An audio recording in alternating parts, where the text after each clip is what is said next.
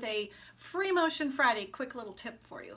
Someone had been asking how I usually start and stop my stitches so that I don't get a lot of thread buildup, but she didn't want something where she had to actually bury her threads, just wanted something that works well and was wondering what I do. There are options. Let me show you a few things.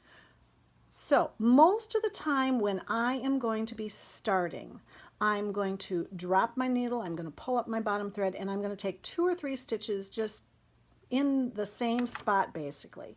Sometimes I will go forward and back a couple of times, sort of like on a regular traditional domestic machine, but a lot of times I just take a couple of stitches really close, and then I do a little bit of my stitching and I snip off my thread. So let's just do that. And then I'm going to snip my thread. And you really can't see too much of a buildup where this was started. It just locks into place nicely, and I snip it nice and close, and that looks really quite nice. If I'm sewing along and I break a thread and I have to go back and start again, such as if I'm using my computerized Pro Stitch or something, and all of a sudden you're stitching along and something breaks. Let's just pretend it broke right there. I'm just going to cut it off, and we're going to try to start again. So come over here and look.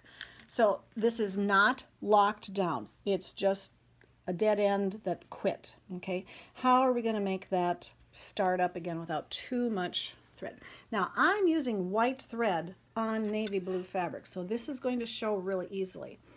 I'm going to take my first stitch almost exactly where I quit, and I'm going to pull up my bobbin thread, and I'm going to overlap 1 stitch back and take 1 more stitch back, come forward, and now I'm at exactly where the thread had quit before. And now I'm going to continue on.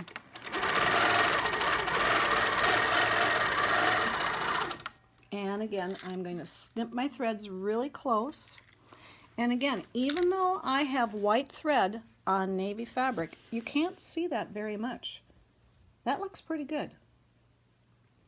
If I am stitching in the ditch or doing a slight wiggle ditch, but I'm somewhere where I know that I'm just doing a chunking and I'm going to have to start there again and keep it going, I oftentimes won't lock the first one. I will just stitch over like I just showed you, and the second stitching on there locks the end of the first one.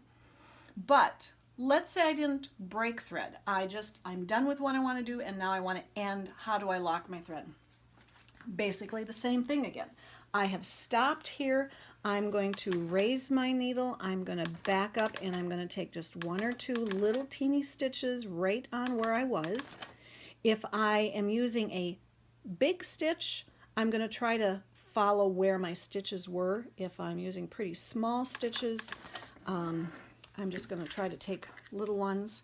But again, let's show you what I end up with. That's what I have left when I do it this way. So I'm not trying to hide my stitches completely. I'm just backtracking. I'm tacking. If it's something where I'm using navy thread on navy fabric and you're not going to see my stitches very much, oftentimes what I do is this. I'm going to again pull up my thread. I'm going to take 1 forward, 1 back, 1 forward, and then continue out 1 more. And this is going to show a little bit more than what I did before. But again, not a lot. It's a little bit thicker, but not a lot. You know, it's not bad. And again, I might take a couple of stitches in each spot before I unhook. But again, it doesn't show too badly, and that's white thread on navy. So I usually lock mine up there.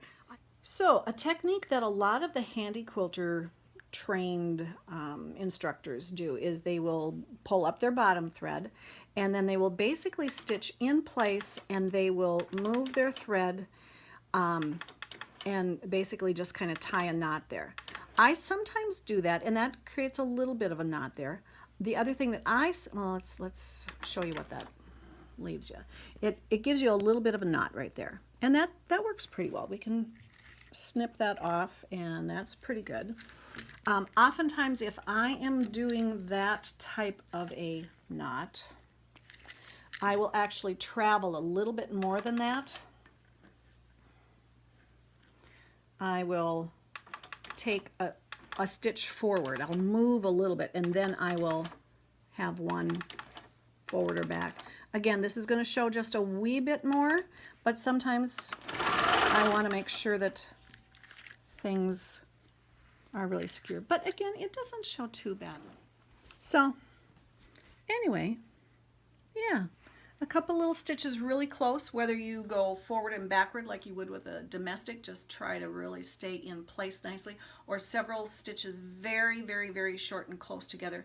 If I'm using my Pro Stitcher, the computerized part, we have a couple of options for securing the thread tails, and they either do 3 little stitches really close together and then keep it going, and there's no real lock there, or you can have a forward-backward lock.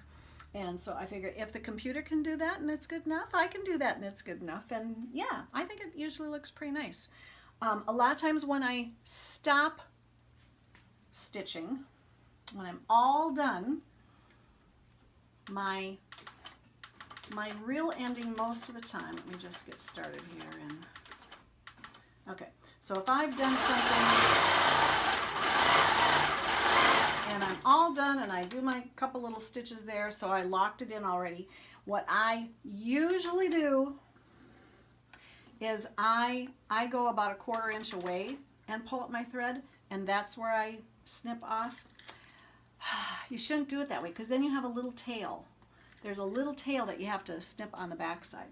So most of the time, if I'm really thinking about it, and if you want to do as I say instead of as I do, when you're all done stitching, you should get in the habit of,